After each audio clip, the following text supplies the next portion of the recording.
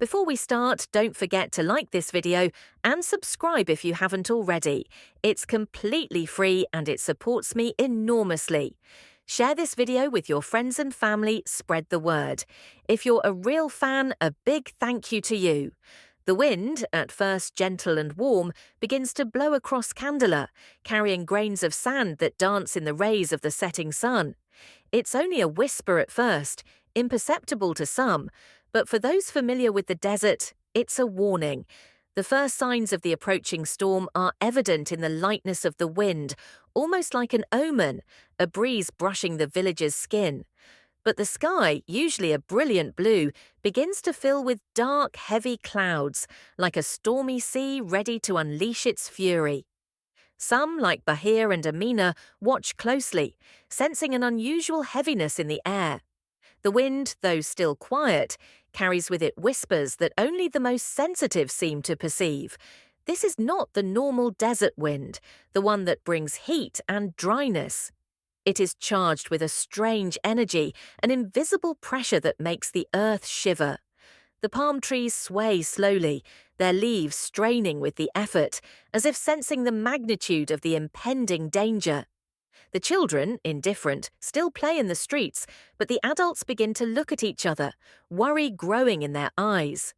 The wind whispers, and they recognize this whisper. It is the desert wind, carrying anger. As the evening progresses, the shadow of the storm grows on the horizon. The wind, at first gentle, turns into a stronger gust, whistling between the walls of Candela's houses. The villagers, now worried, cease their activities and gather in the central square. The sky, once clear, becomes increasingly threatening. Black clouds slowly form, gathering in a sinister dance, blocking out the light of the sun.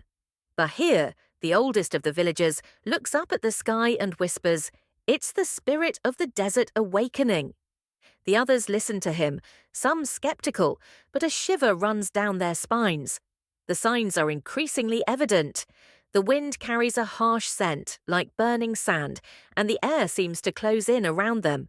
Desert birds, usually silent at this time, take flight en masse, seeking to flee the impending storm. Palm trees bend in the force of the wind, and whirlwinds of sand form at the edge of the village, creating waves of dust that roll towards them. The first violent bursts of light hit the earth, announcing the imminent approach of fury. The villagers hide in their homes, doors closed, their hearts heavy with dire omens. The shadow of the storm continues to grow. As the storm approaches, an eerie silence falls over the village of Candela. The wind suddenly stops, like a pause in the chaos, and the sand seems to hang in the air. The sky, still obscured by black clouds, maintains an eerie calm, casting a heavy shadow over the earth. It is a heavy, oppressive silence, a frozen moment where even the natural sounds of the desert disappear. The birds have fallen silent, the animals hide in their dens, and the villagers wait, huddled in their homes, gazing fixedly at the horizon. Bahir, who knows the signs of the desert, closes his eyes and takes a deep breath, as if awaiting the end of an ancient ritual. He knows this silence is only temporary, a prelude to what is to come. The few villagers who still dare leave their homes feel a heaviness in the air, an almost tangible pressure tightening their chests. The frightened children huddle against their mothers, seeking comfort in this strange but precarious calm. Then, suddenly, a blinding flash of light rips through the sky, and the first gust of wind hits the village with devastating force. The silence is broken, and the fury of the desert descends upon Candela, sweeping away everything in its path. The storm is here, finally. On the eve of the storm, a strange sensation invades the village of Candela. The air, already heavy, seems to vibrate with an invisible energy. Suddenly, a murmur rises, deep and grave, carried by the wind swirling above the sacred well. The villagers, frozen, look up at the darkening sky, searching for the source of this noise that seems to come from all around them. It is then that the voice is heard, clear and imposing, carrying words heavy with meaning. "You have forgotten balance. You have neglected nature, lost respect. The wind becomes stronger, blowing in gusts, as if the words of the spirit of the desert were carried by it, striking the walls of the houses, the doors, the windows, until they penetrate into the hearts of the villagers. Some fall to their knees, as if the voice were hitting them with an invisible weight. Others, more skeptical, try to deny it, but the echo of the words resonates in the heavy, stifling air. It is the desert spirit speaking, and none of them can ignore it. Anger is palpable in every breath of the wind, every vibration in the ground. They are being offered one last chance, but the villagers, blinded by their prosperity, do not yet realize the magnitude of the threat hanging over them. The air thickens around the villagers, each word spoken by the desert spirit seeming to penetrate deep into their souls. The echo of the words resonates in everyone's minds. You have neglected the balance, broken the ancient pacts. These words, simple but full of truth, weigh on their consciences like an invisible burden. The villagers, despite their past arrogance, cannot ignore the weight of this warning. Bahir, the ancient sage, closes his eyes and murmurs prayers, his hands trembling. He knows these words are not an empty threat, but a reminder of an ancient pact, honored by the village's ancestors. But for some, like Makani, the wealthy merchant, these words seem to have no impact. He straightens, defying the wind buffeting his clothes, and declares with boundless confidence, "These are legends, lies to frighten the weak." Yet even he cannot ignore the excitement filling the air. The sand dancing around him seems to capture a strange energy, and the ancient whispers that cross the desert grow louder, more insistent. Tension grows.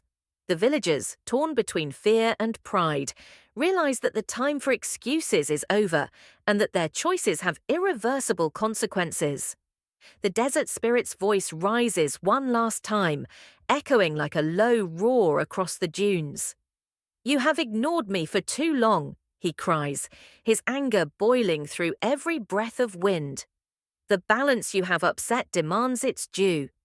The villagers, already steeped in palpable fear, feel the earth tremble beneath their feet, as if the desert itself were preparing to swallow them whole. Dark clouds have gathered over Kandala, unleashing a rain of sand that swirls around the houses. A violent wind rises, tearing apart tents and sending rocks and debris flying. The sacred well, once the source of life, seems to vibrate with anger, its waters churning like a warning of the awakening power. Bahir falls to his knees, head bowed, begging the spirit's forgiveness. But he knows the damage is done. Others, like Makani, continue to defy the desert's authority, refusing to submit. But the desert spirit no longer discriminates. "The time for words is over," he declares, his voice rumbling with frightening intensity. A final blast rings out, and suddenly the wind rages, sweeping everything away in its path like a fatal, irreversible punishment. As the storm rages, an oppressive darkness engulfs the village. Sand, like a raging sea, engulfs the streets and fields, beating relentlessly against the walls of the houses. The gusts of wind howl with incredible violence, throwing sharp grains of sand into every corner of the village. The villagers struggle against the force of the wind, heaving themselves up against the dunes encroaching on their homes, but every attempt seems futile. The mud houses, usually sturdy, begin to buckle under the pressure. Roofs are ripped, walls are cracking, and dust is blinding everything in its path. Terrified children take refuge under blankets, while adults organize to secure what they can. But it is too late. The village is now caught in the desert's embrace, and the storm is far from over. The sacred well, once a symbol of life, is now a swirl of filthy, churning water, like a further warning of the spirit's wrath. The elders gathered around it murmur desperate prayers, but the storm does not abate. On the contrary, it seems to grow stronger with every moment, as if the desert no longer wishes to grant them any mercy. The once prosperous village finds itself at the mercy of this relentless force. The storm shows no sign of abating, and the villagers, now at the end of their tether, turn to their elders, seeking answers in the turmoil. Bahir, his eyes filled with sadness, looks at the ruins around him. His hands tremble, not only from the wind, but also from the burden he carries in his heart. He knows the situation can no longer be ignored.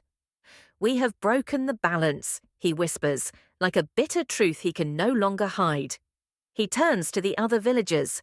"We have abused the sacred well, ignored the signs of the desert. It's too late for excuses." Glances meet, filled with fear and guilt. The villagers know that, according to ancient tales, only an offering can appease the desert spirit and save the village. Sacrifice, that last resort everyone had hoped to avoid, now seems inevitable. Whispers begin to circulate. Who will have to sacrifice themselves? They wonder, knowing full well that the decision will be neither simple nor just. Some, like Makani, still refuse to believe it, preferring the hope that the storm will end on its own. But the shadow of truth envelops them all. An act of redemption is necessary to hope for survival. Tension is at its peak. The villagers, now cornered by the storm, are torn by the weight of the looming decision. Who will offer their life to save the community? In the air heavy with sand and fear, the whispers grow louder. Everyone understands that the only way to appease the desert spirit and stop the storm's wrath is through a willing sacrifice. But the question remains, who would be willing to sacrifice themselves? Silence fills the village as Amani, the wise young woman, steps forward. Her gaze is calm, but her heart beats fast. She knows that what she is about to say will change everyone's destiny. "I will sacrifice myself," she declares in a clear voice, cutting through the whispers. Her words strike like a thunderclap in the minds of the villagers. Everyone stares at her, stunned. Amani, with her wisdom and love for Candela, has always been a respected figure, but no one imagined she would be the one to bear this burden. Tears welled up in the eyes of those closest to her, but Amani, resolute, calmly explained, "If this sacrifice is what can save our people, then I am ready." A heavy silence hung over the scene, for even in the greatest of trials, some could only admire the nobility of her act. The storm had become an uncontrollable fury, a wave of sand and wind that engulfed everything in its path. The sky had turned black, an oppressive ceiling of darkness, leaving no trace of light. The wind, like a raging monster, roared with devastating force, shaking the last vestiges of Kandala's houses. Roofs were peeling off, walls crumbling, swept away by the violence of the storm. The village, once vibrant, was now a flickering shadow beneath the power of the desert.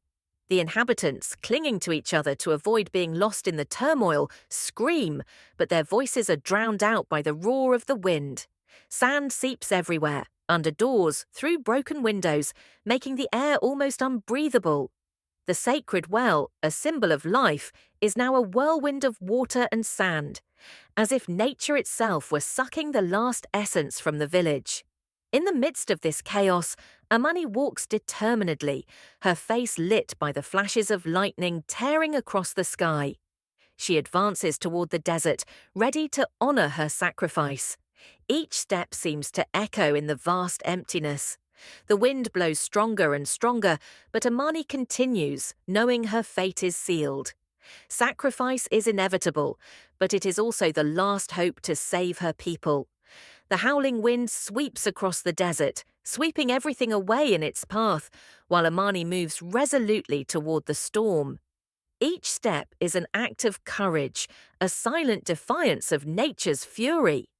The villagers, terrified and helpless, stare through the shattered windows, their hearts heavy with grief and gratitude. None of them dare move, their fate now in the hands of the young woman as she steps into the unknown.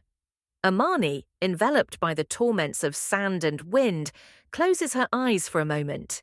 She hears the whispers of the desert like a distant prayer, a call she has always known how to hear but has never fully understood. The sacrifice, though painful, is a promise of salvation for her people. As she reaches the center of the desert, she pauses for a moment, staring at the horizon lost in the storm. Her arms open in a gesture of submission, like an offering to the spirit of the desert. At the same moment, the earth seems to shudder. An ancient energy is released. The wind intensifies, enveloping Amani in a dazzling light.